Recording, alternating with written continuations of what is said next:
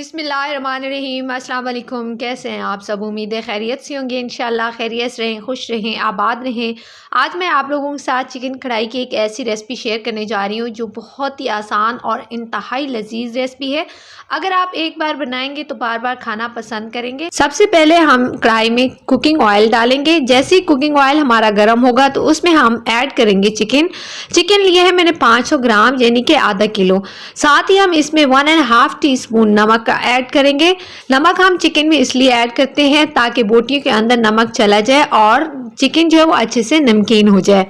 अब आपने चिकन को उस वक्त तक कुकिंग ऑयल में फ्राई करना है जब तक कि चिकन का पानी खुश्क हो जाए और चिकन का कलर भी अच्छे से चेंज हो जाए। आपको नजर आ रहा है कि चिकन हमारा जो है वो कलर चेंज कर चुका है, पानी भी खुश्क हो चुका है। तो जहाँ पे जो हमारा एक्स्ट्रा ऑयल है वो हम निकाल लेंगे, क्योंकि फ्राई करने के लिए हमें ऑयल जो है वो थोड़ा ज्यादा जरूरत होती है। अब मैंने 2 खाने की चम्मच अदरक और लहसुन का पेस्ट इसमें शामिल किया है। अदरक और लहसुन को मैंने इकट्ठा ही कूट लिया था।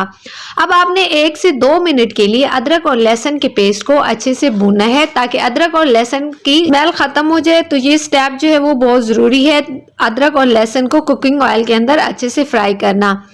तो अगर आप चैनल पे नए हैं तो प्लीज़ मेरे चैनल को सब्सक्राइब कर दीजिए। रेसिपी पसंद आए तो लाइक कीजिए और अपने दोस्तों और फैमिली के साथ ज़रूर शेयर कीजिएगा।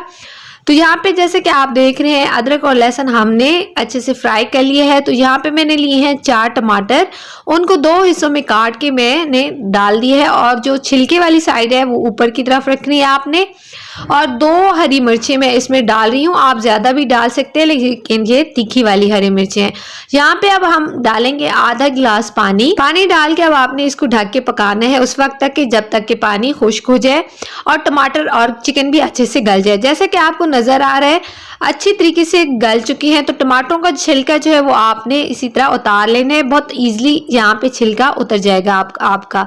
और टमाटरों को आपने चम्मच की मदद से ऊपर से थोड़ा सा प्रेस करना है ताकि टमाटर जो है वो एक ग्रेवी की शक्ल में आ जाएं और बिल्कुल भी नजर नहीं आएंगे।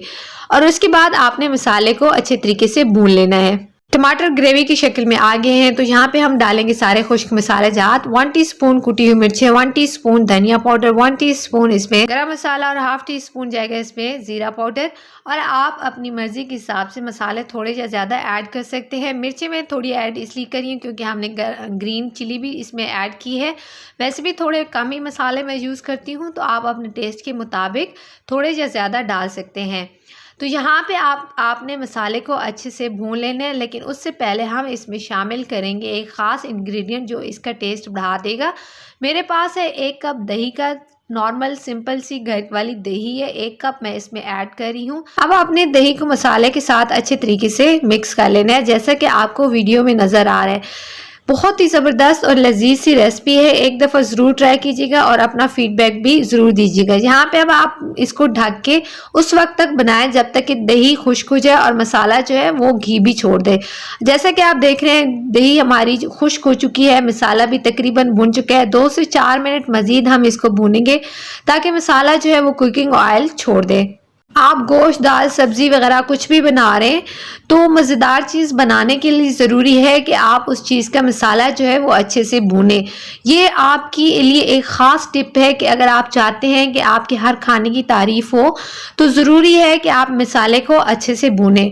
जैसा कि आपको देख रहा है माशाल्लाह से हमारे कढ़ाई का जो मसाला है वो भून चुका है, कुकिंग ऑयल भी छोड़ चुका है। तो यहाँ पे मैंने डाला है 1/2 गिलास पानी का, क्योंकि चिकन जो है वो पहले से अच्छे तरीके से गल चुका है। अब मैं यहाँ पे शामिल कर रही हूँ 1 टीस्पून काली मिर्च, कुटी हुई मिर्च है, घर की कुटी हुई है। मैं वैसे भी मोस्टली जो है सारे साबुत मसाले ला के घर में उनको पीसती हूँ। तो यहाँ पे अब हम इसको ढक के बिल्कुल लो फ्लेम पे 4 से 5 मिनट के लिए बनाएंगे। उसके बाद मैं आपको चेक कराती हूँ। देखिए माशाल्लाह से 5 मिनट के बाद हमारी चिकन कढ़ाई मज़ेदार तरीके से तैयार हो चुकी है। ग्रेवी आप थोड़ी या ज़्यादा अपनी पसंद के हिसाब से रख सकते हैं। मैं आपको इसको डिश आउट करके दिखाती हूँ। तो अगर आप इस तरीके से बनाएंगे इंशाल्लाह आपकी जो है वो तारीफ़ें होने वाली है। तो उम्मीद है आज की रेसिपी आप लोगों को पसंद आई होगी। एक दफ़ा ज़रूर ट्राई कीजिएगा। रेसिपी पसंद आई है तो लाइक कीजिए, चैनल पे नए हैं तो सब्सक्राइब कीजिए। मुलाकात होती है नेक्स्ट यमी सी रेसिपी के साथ, तब तक के लिए अल्लाह हाफिज़।